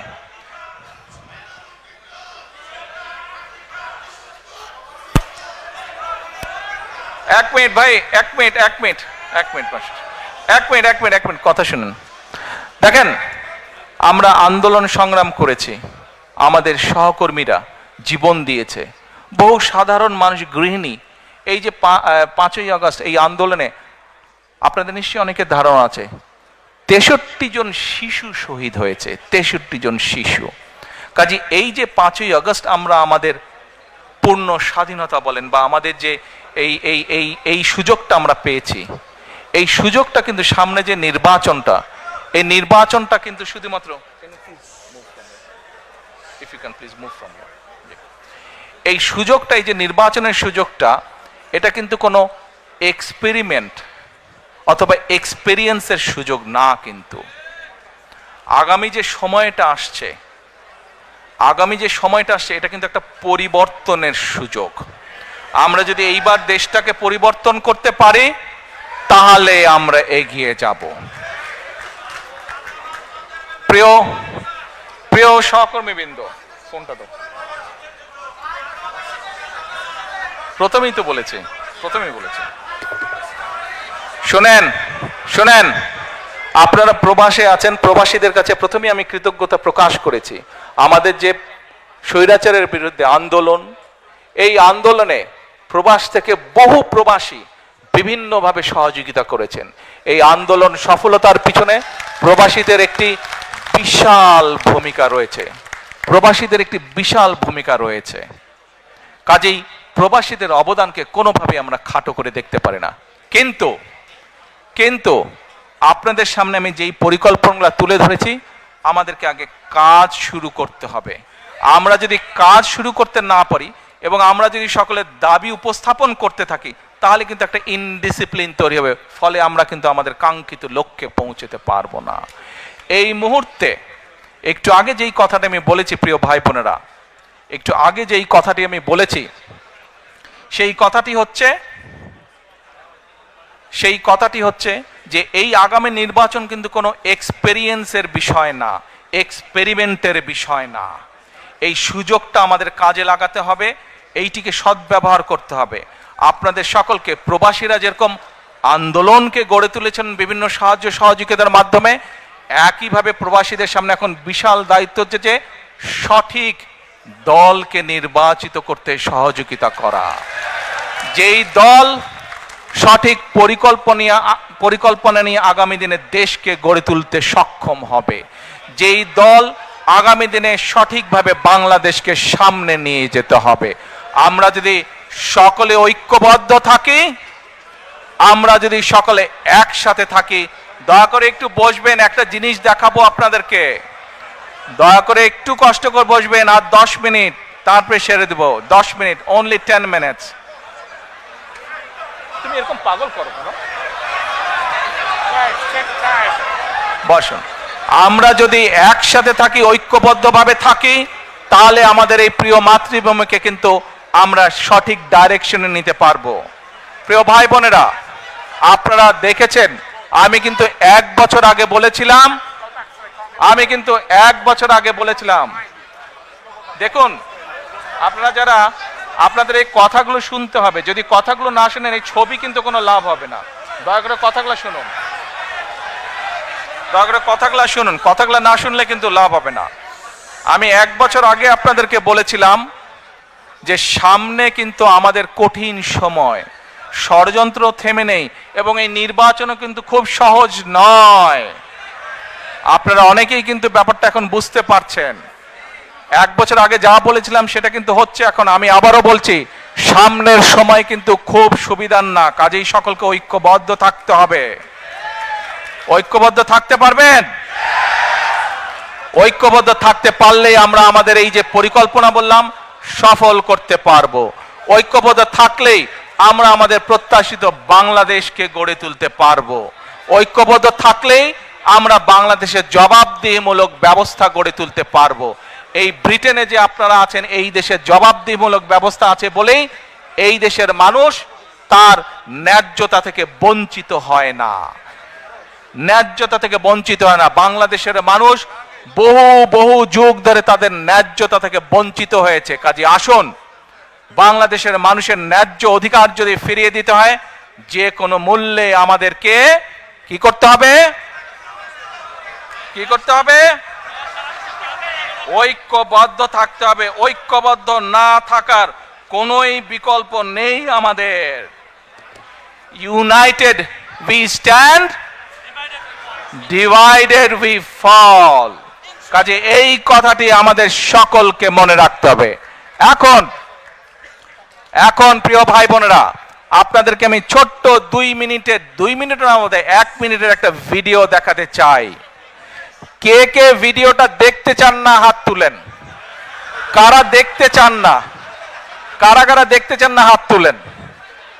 আর কারা দেখতে চান? ধন্যবাদ। কিন্তু দেখতে হলে একদম কোয়াইট হতে হবে, একদম কোয়াইট হতে হবে দেখতে হলে। এ ভাই, অন মাই রাইট সাইড, আপনারা বসেন, দয়া করে আপনারা বসেন। আপনারা সবাই দেখতে, আমার ডান সাইডে যারা আছেন, সামনে যারা আছেন, আপনারা দেখতে অনেক সুন্দর, অনেক ছবি উঠেছে। এখন বসেন, দয়া করে এখন বসেন। আপনাদেরকে আমি যে ভিডিওটি আপনাদেরকে যে ভিডিওটি আমি দেখাবো, এতক্ষণ গত আধা ঘন্টা যাবত আমি যেই কথাগুলো আপনাদেরকে বললাম 1 মিনিটের সেই আছে। আজকে এই ভিডিওটি দেখার পরে যদি আপনারা ভিডিওটির অর্থ বুঝতে পারেন, তাহলে আমি বুঝে নেব যারা কষ্ট করে আজকে এখানে এসেছেন তাদের আশাটা এখানে সফল হয়েছে। এই ভিডিওটি দেখে যদি এর অর্থ আপনারা বুঝতে পারেন, তাহলে আমি বুঝবো আগামী প্রত্যাশিত বাংলাদেশ গড়ে তোলার জন্য আপনারা শপথবদ্ধ। আর যদি বুঝতে না পারেন, দুর্ভাগ্যজনক ব্যাপার। এখন আমি আমার বক্তব্য শেষ করব, তবে বক্তব্য শেষ করার আগে এবং ভিডিওটি দেখানোর আগে আপনাদের সকলকে আমি একটি বিনীত অনুরোধ করতে চাই। করব সত্যি? আচ্ছা, কি সেই বিনীত অনুরোধ? প্রিয় ভাই বোনেরা, আপনাদের সাথে আমি 18 বছর ছিলাম। বিভিন্ন সময়ে বিভিন্ন অনুষ্ঠানে অনেক মানুষের সাথে দেখা হয়েছে। আপনাদের সাথে বহু স্মৃতি আমার রয়ে গিয়েছে। আপনাদের সাথে বহু দুঃখ কষ্ট আমি শেয়ার করেছি। আপনারা বিভিন্ন সময় আমার বক্তব্যের শুরুতেই বলেছি, যুক্তরাজ্য সহ বিভিন্ন দেশের প্রবাসী, বিশেষ করে যারা জাতীয়তাবাদী বাংলাদেশি জাতীয়তাবাদের রাজনীতিতে বিশ্বাস করেন, আপনারা বহু মানুষ বিভিন্ন সময় আমার পরিবারের দলের বিপদের সময় আমাকে মানসিকভাবে সাহস দিয়েছেন, সহযোগিতা করেছেন, সমর্থন জুগিয়েছেন। আজকে বিশেষ করে লন্ডনে যারা আছেন, বিশেষ করে তোমরা যারা ইয়াং আছো, ছবি তোলার জন্য পাগল হয়ে যাচ্ছ, প্রত্যেকের কাছে আমার একটি অনুরোধ, 25 তারিখে ইনশাআল্লাহ আপনাদের দয়া আল্লাহর রহমতে আমি দেশে ফিরে যাব। কিন্তু এখানে উপস্থিত, এই ঘরে উপস্থিত প্রত্যেকটি মানুষের কাছে আমার অনুরোধ, দয়া করে কেউ আপনারা এয়ারপোর্টে সেদিন যাবেন না। দয়া করে কেউ আপনারা এয়ারপোর্টে যাবেন না আপনারা। কারণ এয়ারপোর্টে গেলে একটি হট্টগোল তৈরি হবে এবং মানুষ জানবে যে এরা সব বাংলাদেশি, এবং দেশের সুনাম নষ্ট হবে, দলের সুনাম নষ্ট হবে।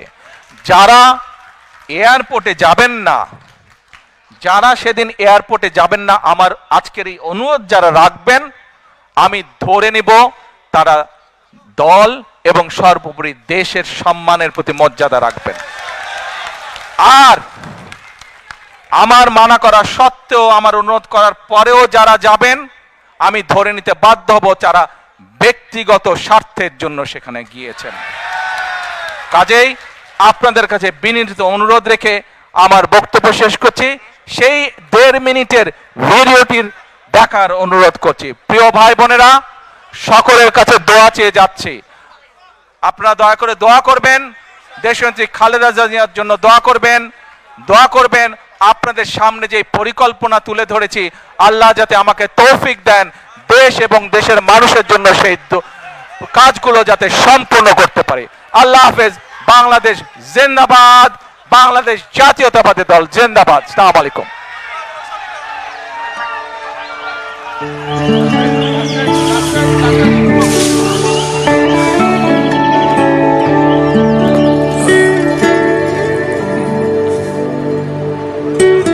কিভাবে হলো?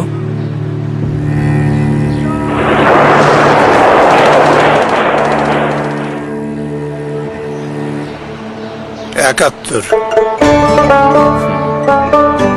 আর তোমারটা? 24।